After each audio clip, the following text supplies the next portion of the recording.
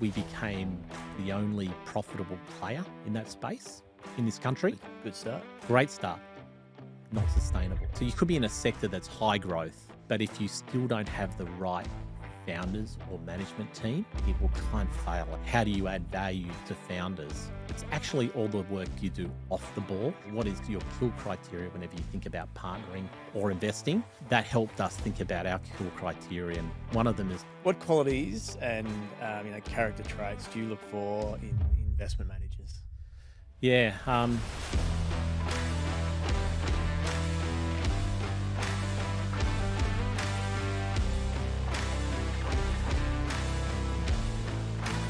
Private markets investments are investors can find some real value.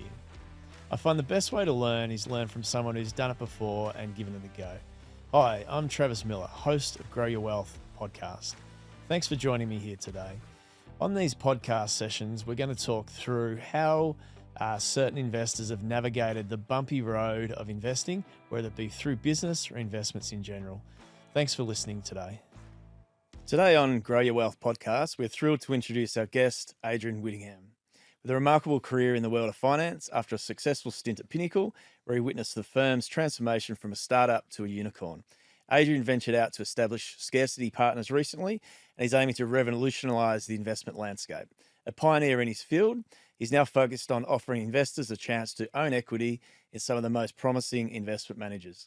Let's deep dive into Adrian's journeys, the problems he's identified in the industry, and his vision for the future. Please welcome Adrian to the show. Stay tuned as we delve deeper into Adrian's insights, experience, and strategies that can ignite growth in your own entrepreneurial journey. Welcome, Adrian, to Grow Your Wealth podcast.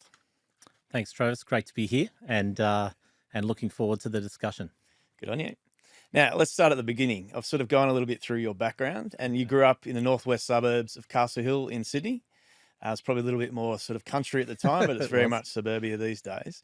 Do you want to just give us a potted summary of your early life and how you started your journey? It's interesting to just hear about your personal background. Sure. Well, very fortunate to have, a fantastic mum, two sisters, and a great dad. Like I think probably one of the stats, 50% of families, parents divorce and break up, and that happened when I was fairly young at the age of 7. Gotcha. So I grew up in a household of all women.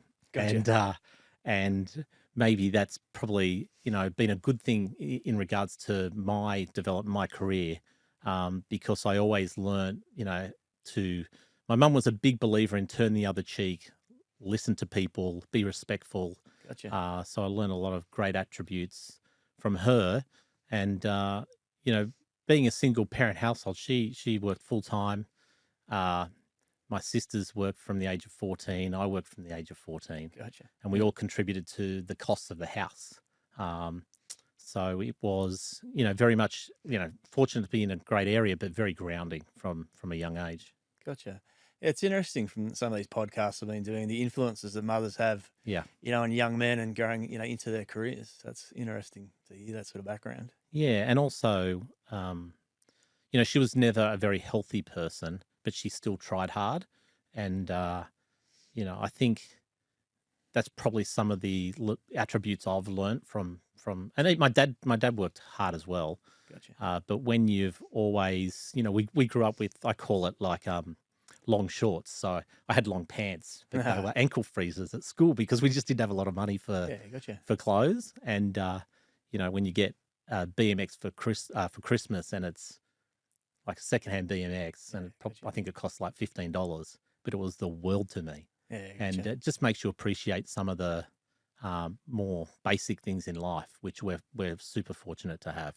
That's the thing with the BMX. After a couple of rides and a few stacks, they're all secondhand, right? So I'm sure it worked just as well. Now, can we go through your early career? What did you enjoy doing the most? Obviously, it sounds like you started working at 14, so you had a bit of work ethic in the early days, helping out the family.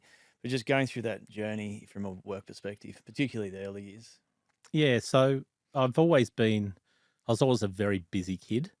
I was not the type to sit down in front of a TV or, clearly we didn't have, I think the Commodore 64 maybe came out when I was 16 or something. So I was always very, very active. And I just enjoyed working, whether it Gotcha. be I worked in the local bakery, the local nursery, and I think you learn to appreciate, the different aspects that people give you, and the mentors that you Yeah. have in your career. And obviously that's at a young Yeah, age. it's really good. However, you know, in that area, there was it was very multicultural. Gotcha. Castle Hill. Yeah, As sure. I grew up. So, um, and then over that period of time, I was um, probably tolerated school, maybe maybe Yeah, I the got right you. way to explain Yeah. it. But I was always wanting to do things rather than study. Yeah, gotcha. Just on the school front, so you tolerated schools. You clearly didn't like doing your maths and English. What about the other side? Did you like hanging out with your mates or playing sport? How did that all roll? Yeah, I spent pretty much most of my time out of the house where possible. Gotcha. So that included avoiding any study Yeah, or reading fair enough. any books for school. So yeah, I played rugby, basketball, pretty high level at tennis, was quite competitive in that side of things. Yeah, Um, but school was, and I did well at school, but it was very much about um, I struggled to see tangible results in studying Macbeth. Whereas, whereas if I actually worked and helped create things or build things, I yeah, could actually see what the outcome was. And I think that is something that has been ingrained in me from that younger age. Of actually, when you put your elbow grease to something, you want to see the outcome from it. yeah, got you. I mean, in your career, you've always been, speaking to clients and sort of, speaking to customers. And, as you go through your career, you realize the academic is critical and important. You've got to be a subject matter expert, but the social side, your networks, your contacts, relationships, they're actually, just as critical, if not more important. Yeah, it's as we're building scarcity now, Yeah. it's really interesting. There's some individuals that I haven't seen for say 10 years, and some of them were clients when we were at Pinnacle or not, but yet I was on the phone to a family office just before I came here, and I hadn't caught up with that individual for probably that period of time. But it was like I caught up yesterday. Yeah. So they were the enduring Yeah. relationships that I've been fortunate to build. And, you know, I think, when I think about career post school, I went to, I joined the AMP straight out of school. Yeah. And one of my first roles was actually looking at endowment and whole of life I remember those. calculations, again, Yeah. showing age. Yeah. Remember 'em. And during that process, I unfortunately had the experience of seeing the way some things were sold to individuals. And Yep. I've always had a very strong moral compass and focus on the client. It's been very strong. But when you have experiences like that, I think it just makes you even stronger. Yeah. No, that's good. Okay, next one, two-part question. Can you share 2 or 3 pivotal moments that led to where you are now? And who are the top 3 people who influenced you through that period? They're great. That's a great question. Maybe if I'll just start on the individuals Yeah, that were for sure. pivotal. So when I was looking to develop my career, I was at Zurich in the investment management business, and Zurich back then was a very good business. We competed with the likes of BT, who were a powerhouse in those Yeah. days, and we were like the very much minimum, the smaller player in the market. And one thing I've always tried to stay ahead of is where the market is heading. Gotcha. Yeah, which is difficult, but I think the more people you speak to and the more open mind you have, you can get a better feel of where it's heading. Yep. And at that point in time, I could see that the role of specialization in investment management was going to get momentum and take hold. And there was 2 firms, IML was one of them. So I'd seen Anton start to rise after having left Perpetual, and also Schroders. And Schroders had recently sold off their investment bank. And so a pivotal moment for me is that I reached out to Schroders and didn't hear back from them. Gotcha. I was at Zurich and I thought, okay, well, because I was trying to make things happen. I'm sure they're really busy. I think they were, and anyways, fortunately, I think I reached out again, and I got in contact with Murray Brewer, and Murray was the head of wealth, or the head of distribution and wealth at Schroders, and I went through the process of joining Schroders, and it was quite interesting. They did all of the academics quantitative tests, go through the whole ringer, and they provide the results to you. And I got my results, and I was quite impressed with my results. Yeah. It says this is where you sit relative to the industry, and not being an academic by heart, but still strong enough to do well. I was quite proud. And then they showed, and this is how you compare to everyone else in Schroders. And the results weren't as good because there are a lot of smart people in that space. But I had the opportunity to work with Murray, and Murray's, one of my mentors. That's great. And Murray Brewer and Greg Cooper there. And Schroders, the whole business, we built that business to something that was a real powerhouse during that period of time. And I left there to join Pinnacle. So Murray is one of those guys who's tenacious, open-minded, and very flexible in the way he thinks about working with clients and working with fund managers. So that was a really important part for me as I started to step into a more senior level in investment management. Hey, if you're enjoying this, please subscribe on whatever platform you're using. It helps us build a community. We want to educate investors, and this is what it's all about. Okay, so you've had a varied career, starting in A&P, Corporate Super, and Zurich to Schroders, and then to Pinnacle. And Pinnacle, I want to dig into a little bit further with you. But what was the biggest shift you made in your career that brought you where you are today? Yeah, that's actually a pretty easy one to answer. And it ties in with one of the other three mentors. And that was actually joining Pinnacle. Gotcha. I had, Schroders was flying. We were doing very well. I was one of the youngest directors ever at Schroders. And Ian McCown reached out to me, and I think this was in 2007. Yep. And Ian said, look, I'm building something I believe in. And he'd just finished up a Perennial not long earlier. He helped build Perennial with Mike Crivelli. And he said, I'm building a multi-affiliate. I'm a strong believer in the boutique model. Minority investing is the way to build outstanding investment firms. Would you join me? 2007. Late 2007. Very much first mover. Yeah, well, pretty much. And I said, you're kidding me. You're telling me to join a startup in the middle of the GFC. Yeah, true. From a firm that, where we were absolutely killing it. And we had a great culture at Schroders. Yeah. So typical for me is that I was, that seed is planted, and then I caught up with Ian a couple more times, and became an absolutely no-brainer to do it, Gotcha. to join a startup in the middle of the GFC. And that was pivotal. And Ian's a great mentor of mine. And, his vision on the way alignment and working with founders is something that's kind of ingrained in me. I developed my own style in that regard. But that was totally pivotal when Ian and I started, and Andrew Chambers was there, who's also a fantastic friend of mine. There was three of us. I think we had 2 odd billion of FUM. So I was going to ask that. So how many? Two of you in the business? 3 of us. Ian, Gotcha. Andrew Chambers, and myself. Yeah. We might have had 2 odd billion of FUM. Yep. I think we might have had 3 investment firms. So Plato, Resolution Capital, and Hyperion. Gotcha.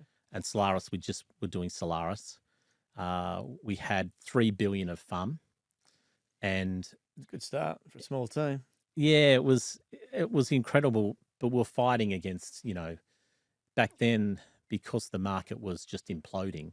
For sure. Everyone was saying bigger was better. Yeah. And we're like, no, boutique is better. So we're trying to break, not necessarily new ground, but certainly we were very active in the market with our investors, with our clients. Gotcha. That's Interesting. Very big business was built ultimately, right? And how long ago did you leave Pinnacle? Yeah, so I finished up at the end of 22.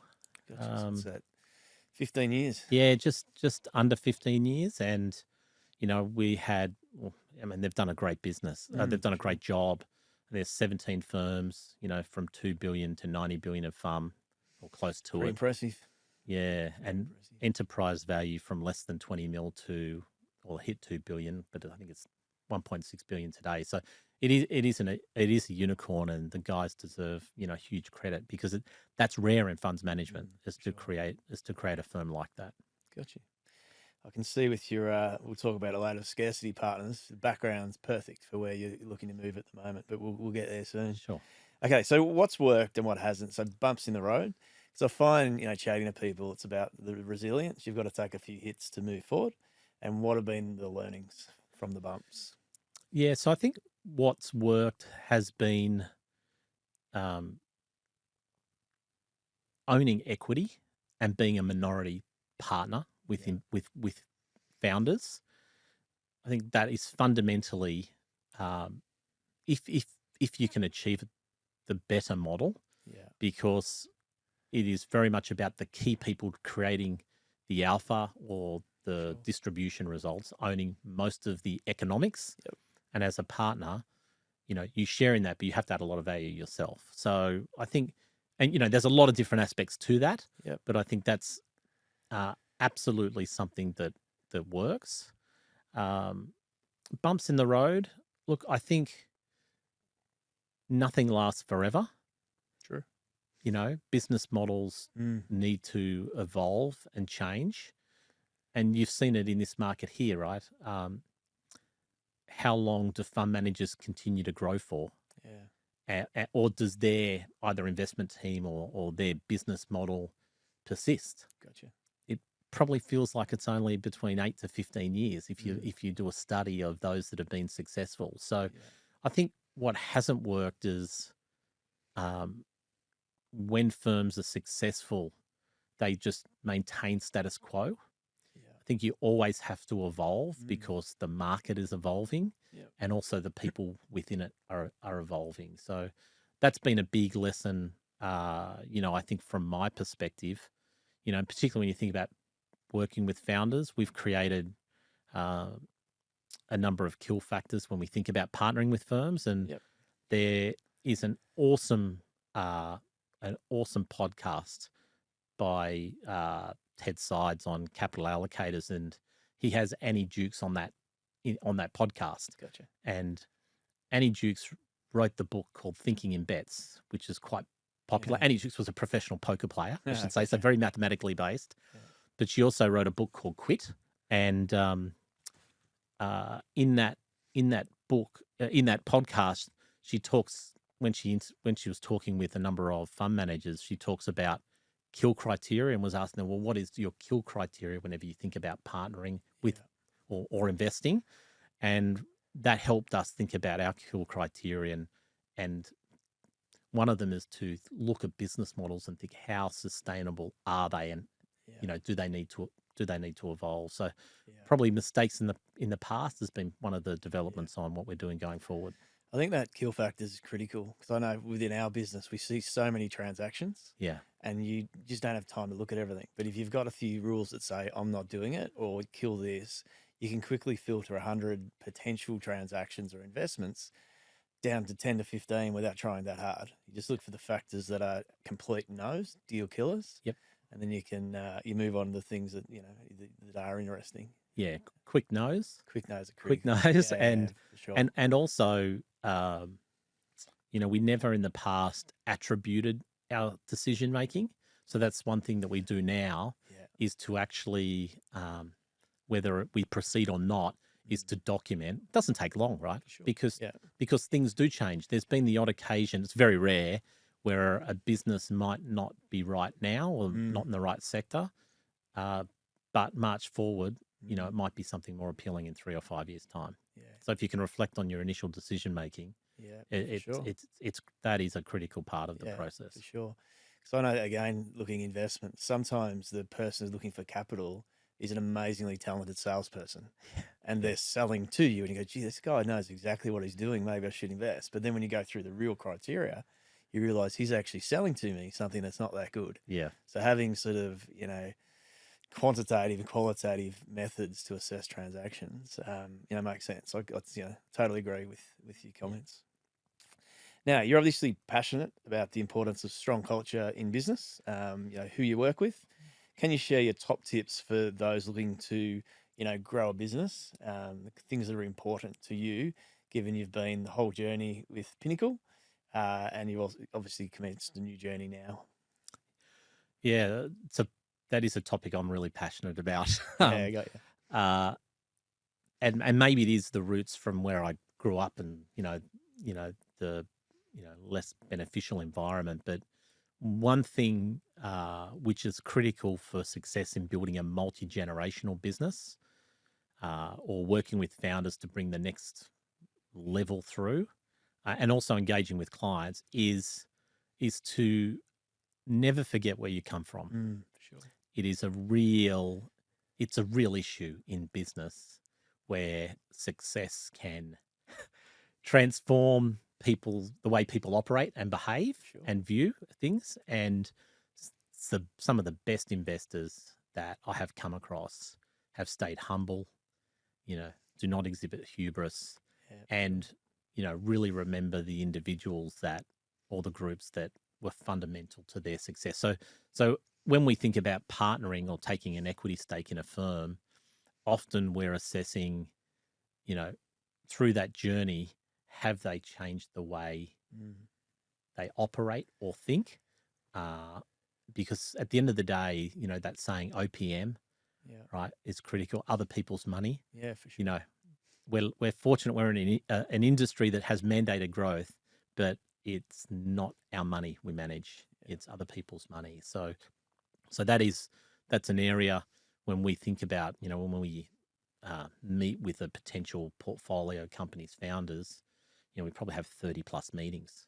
Gotcha. And we're constantly asking the same question, but in a different way multiple times to see if you get the same type of answer. Yeah, I totally agree. Hey guys, I hope you're enjoying this episode. If you want to learn more about alternative assets, there's a book here you can read, How You Grow Your Wealth with Alternative Assets. Now back to the episode. Okay, now pivoting to Scarcity Partners, which is exciting new business that you've got up and running. Where did the idea come from, and what problem are you solving? Yeah, so it's a good question in the fact that private equity typically is not a good model in funds management businesses. So if you think about typical private equity, not all, but shorter holding periods, control transactions, use of leverage, that doesn't work in funds management, right? When you want to build an outstanding firm, the most valuable growth is organic growth. It comes with the highest multiple as well, because you build true enterprise value. So to achieve that, you have to be longer term, right? Sure. You have to be like 7, 10, 15 years. As mentioned, it's better being a minority investor. Yeah, sure. And leverage really isn't a friend in funds management businesses. So you have to be very founder centric. So to answer your question, when I was considering what business model to take to the market in building Scarcity, I'd spent the last couple of years looking at transactions offshore, and I would come across GP staking firms, the likes of Blackstone Strategic and Peters Hill, Dial, which is now called GP Strategic. Yeah. And people would say, well, you're up against, or have you looked at this, private equity firm? I'm like, private equity firm, it doesn't work in funds management. But I studied their business models, and I'd seen that they had evolved their business models to be evergreen permanent capital, longer term, founder and growth focused. And I was like, right. So there is the evolution. It's a bit like mentioned earlier, nothing stays the same, right? Yeah. They had evolved their business model into more evergreen or permanent capital. So the development at Scarcity was, well, we could build again in a multi-affiliate model like Ian and Co. and done a great job, or we could do something new. And overseas in the US, GP staking firms have raised circa $50 billion over the last 5 to 10 years. And the key thing we're trying to solve or offer, and we benefited this personally and our shareholders at Pinnacle, is operating leverage. Gotcha. It's incredible in fund investment management. Yeah. You know, your revenues grow at a rate much higher than what your costs do. Yeah, makes sense. And that operating leverage, often investors don't get access to that, right? They get access to more mature firms listed on the ASX that don't have the growth, that don't have the operating leverage as much. So when we thought about how do we build Scarcity, it was pretty obvious that we had to do it as a GP staking firm because we wanted investors to have access to a return stream that's not available in Asia. It's not available in this market. And they get the upside of those type of returns, of owning equity in investment managers. So for us, that's what actually gets us out of bed. Gotcha. We love the industry. We love working with founders, but we're providing an opportunity for investors they just don't get. Yeah, it makes total sense. I mean, the backing of founders in funds management, you're taking a minority interest, supporting their growth. And I know part of your business is looking at how you can leverage your skill set to help them grow while still being a minority person in that in that arrangement. Yeah, so that's a question we get asked a lot. So, well, how are you going to add value, right? And the first thing we say is that if an investment firm wants us for capital only, we're not interested, right? Makes sense. We just have a lot of experience and skills in operationalizing businesses, you know, through their infrastructure or building them from a distribution capability, but also strategy, talent acquisition, recycling equity. I mean, there's so many different facets to it. Sure. So this first asset that we're due to complete in December, profitable firm, uber growth, don't need a partner. Why? It weren't in a process to find a partner. Why do they want to work with us? Well, like-minded individuals, our ability to help them continue to operationalize and grow their business, but also to help them with adjacent growth. Gotcha. Makes sense. Yeah. Now, where did the first capital come from? And I think I'm probably going to guess, given your alignment sort of model, it's probably from the founders. But where'd the first capital come from, and you know who's supported you along the way? And I know it's early stage business, but I'm sure there's people already popped out of the woodwork to help you out. Yeah, look, that's been a very rewarding aspect, because when building a new firm, you know, people have said, well, you know, you're 51, you did very well at Pinnacle, like, why are you doing this? It's like, well, I'm young. I love what I do. I love working with founders, and I'm doing it with some really good mates and colleagues. So I'm not going to play golf. Yeah. So if you're doing something you really genuinely enjoy. So the early supporters is friends and family, but particularly ourselves as partners. We're putting quite a bit of capital into the business. And then we're getting, because participants in this industry understand operating leverage and how beneficial it can be, a number of the people that are investing are actually people from fund managers from within the industry. So, I mean, that's a great endorsement in its own right. Puts more pressure on us, but for sure. but fantastic, you know, because they often ask, so, you know, once you make your first investment, we want to, you know, we're going to be assessing, you know, why you've done it and how it compares to our business. It's true. I mean, I know at iPartners, like the first capital was friends and family and sort of ex-colleagues. It's actually the hardest money to run, right? Like, because you obviously don't want to let down any investor, But people that are close to you, it's even, they're going to hit you harder. Yeah, So it's good to, very good true. to hear. Now, a little bit of overlap with this next one, but what do you personally do differently, and why do you do what you do? And you've already, said you're passionate about what you do. Yeah. Be interesting to just dig a little bit deeper into that one. Do differently. I mean, I try and really focus on the individuals that I'm working with, or be it as in business partners or prospects.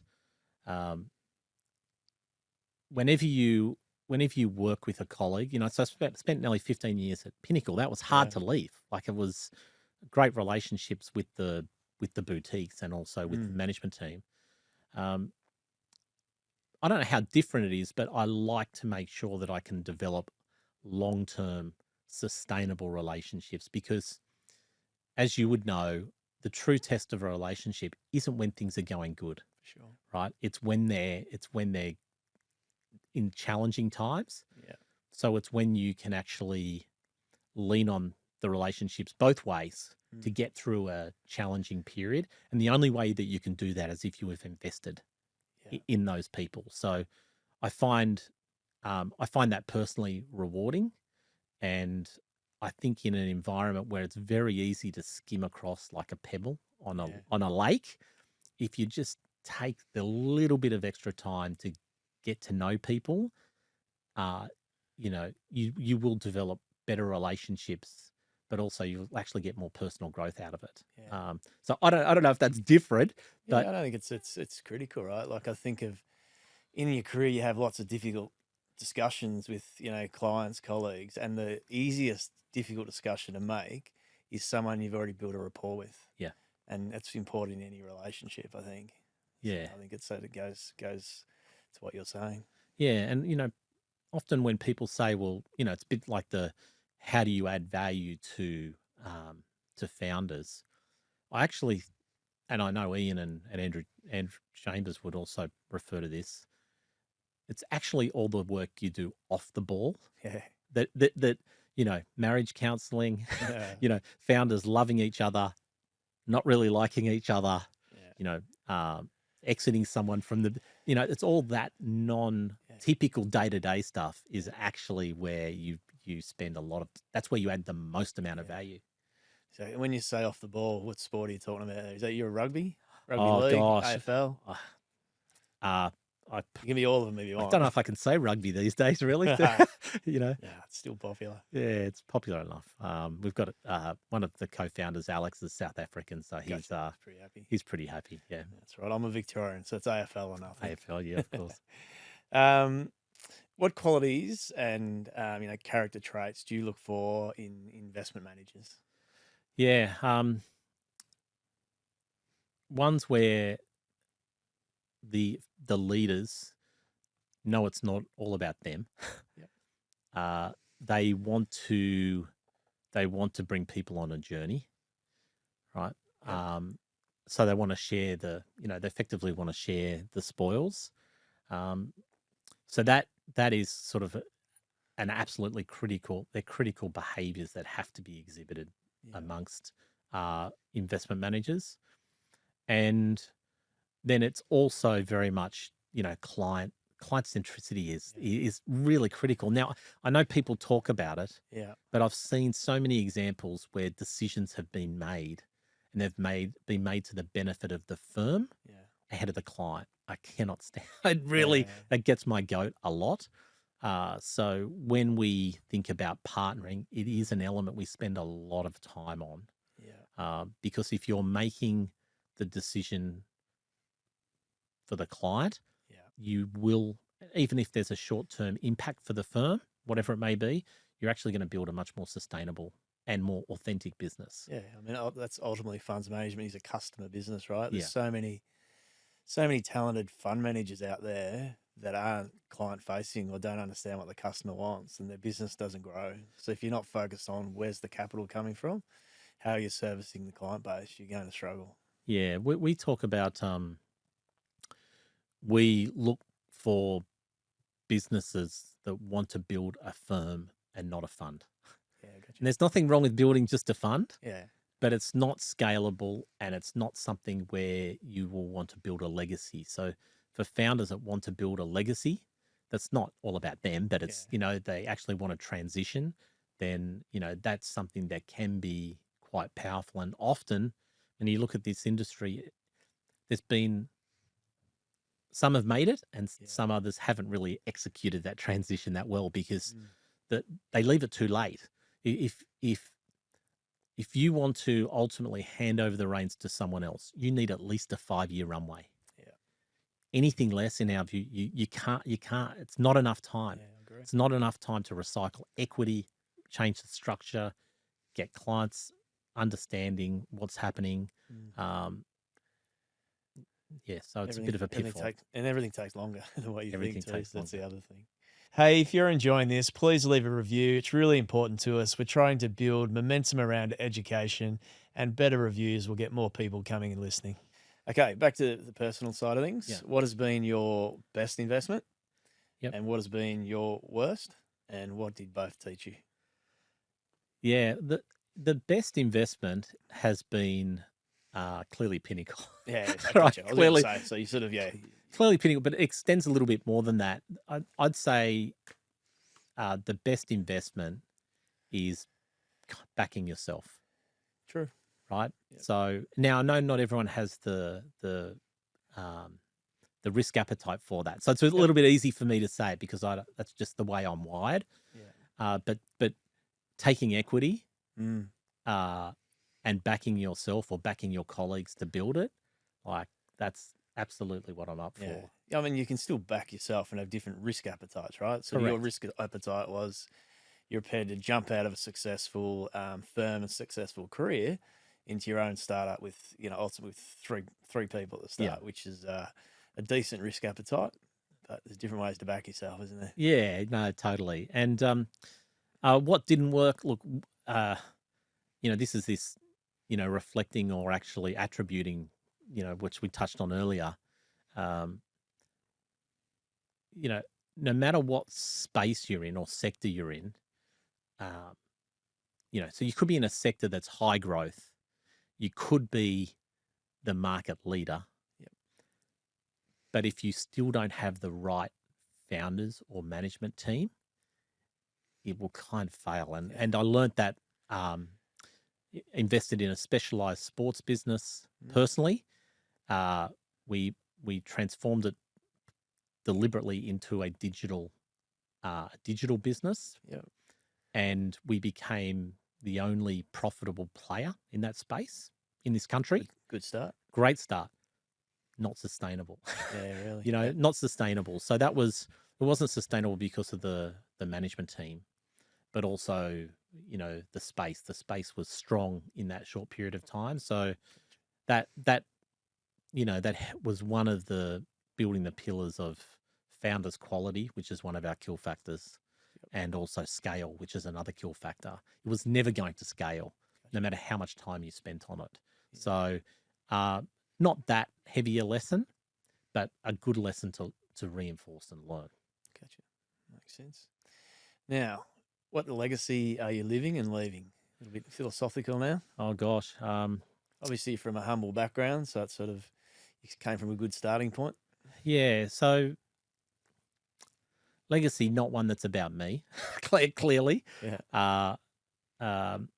Look, this industry has some amazing private market managers, except our private market firms are pretty immature compared to the US, right? Sure. So one of the things that we want to build in this market is raising the profile of some outstanding private market managers, be it in PE, private credit, infra, and the like, and making them more accessible and aware to investors.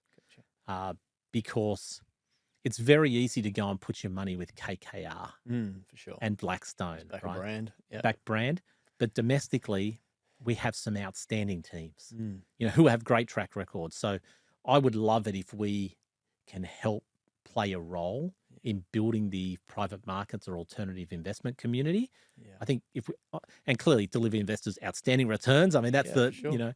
but if we can do that, then that would be, I think we'd look back and go, we played a part in helping do that. That'd be awesome. And then look, just being a great dad, husband, and friend. It's, kind of pretty simple in Yeah, it's good. those aspects. It's, at the end of the day, you go home, and you want to spend time with the people that you love. So that's important for me. So it's a pretty good start. Yeah, hopefully. That's Hopefully very I do a good job on that front. Okay, what do you believe are the keys to success and why? And maybe go and think about personality traits. Yeah. Oh, look, I think the keys to success is hard work. Yeah.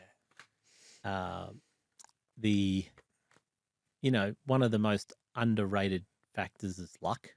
Yeah, for sure. You do, people say the harder the work, the luckier you get. We've heard that so many times. There's an element of that, but you still need some luck. Yeah. The fact that, I took the call from Ian, I met that's a sliding door moment. I don't do that, then my career probably looks very, very different than today. And I think, being passionate about what you do, you have to be passionate about what you do.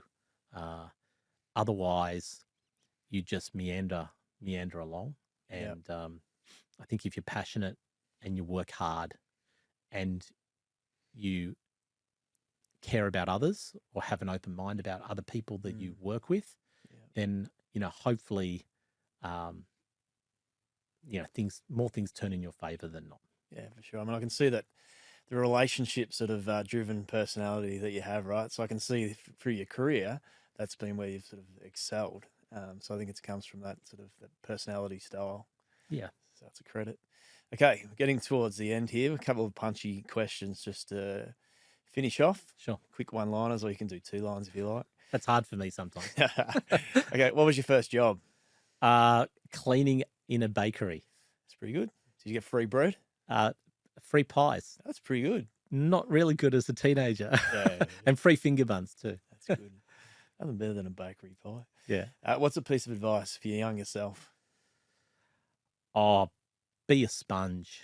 Yeah. Yeah, True. be a sponge. So that's, my oldest son's 20, and I just say, just be a sponge and listen, and don't get ahead of yourself. Yeah. Is it funny you didn't enjoy school, but then you spend the rest of your life being a sponge learning? Different type of learning, isn't it? Yeah. Well, I'm supposed to be doing quick fire questions, but answer sorry. that one. Yeah. So look, next one. What motivates you most as a person?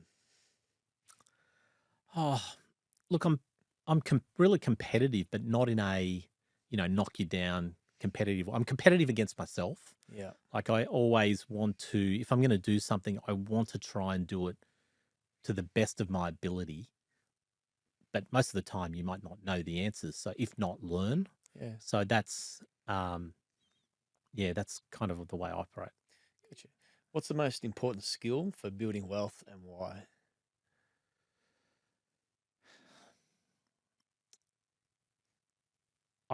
It's a little bit answering the question from before. If you have the opportunity to get real equity, Gotcha. Yeah.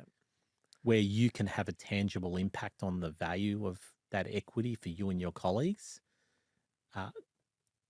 If you look at a lot of the successful people, they've been founders of their own business, as in wealthy individuals. So if you get that opportunity, grab it and go for it. Yeah, makes sense. What's the most important habit for building wealth and why? You sort of answered this a little bit earlier, but we'll continue through. Yeah, look, you're going to make mistakes. Yep. So learn from them. Perfect. What is your definition of sustainable success and how are you achieving it and how can others?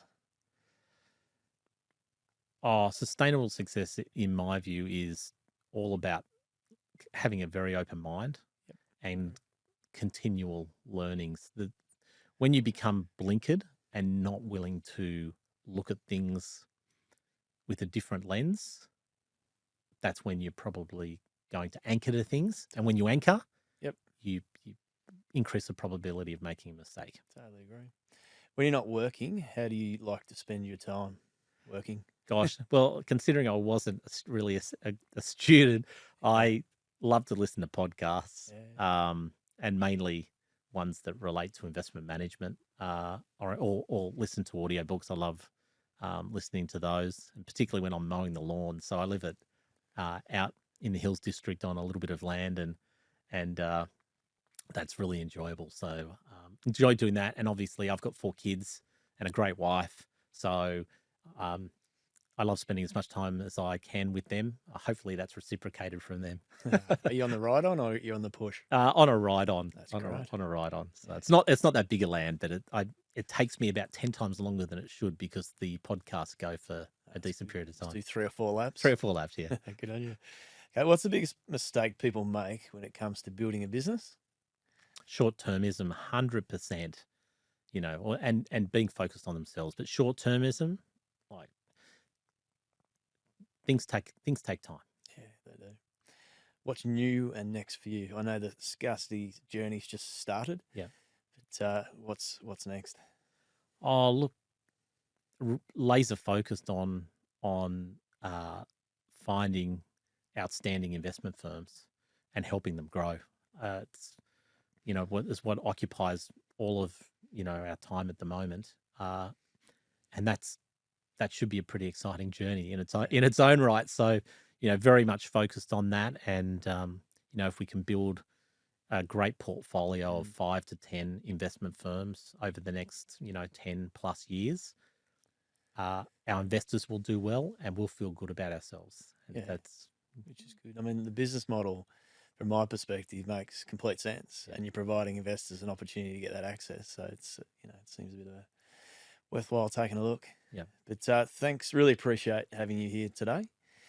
For our listeners, Scarcity Partners are giving investors the opportunity to own equity in quality, fast-growing investment managers via a fund. If you're interested in finding out more about Scarcity Partners, head to the website scarcitypartners.com. I think my pronunciation of scarcity, how do you say it? Scarcity. Maybe it's a Victorian accent. Yeah. But I think our listeners can probably pick it up from there. But thanks again, Adrian, for making time today. No, thanks for the opportunity, and more than happy to engage anyone post the podcast. Very good. Thank you. Thank you. Hey, if you're enjoying this, please leave a review. It's really important to us. We're trying to build momentum around education, and better reviews will get more people coming and listening.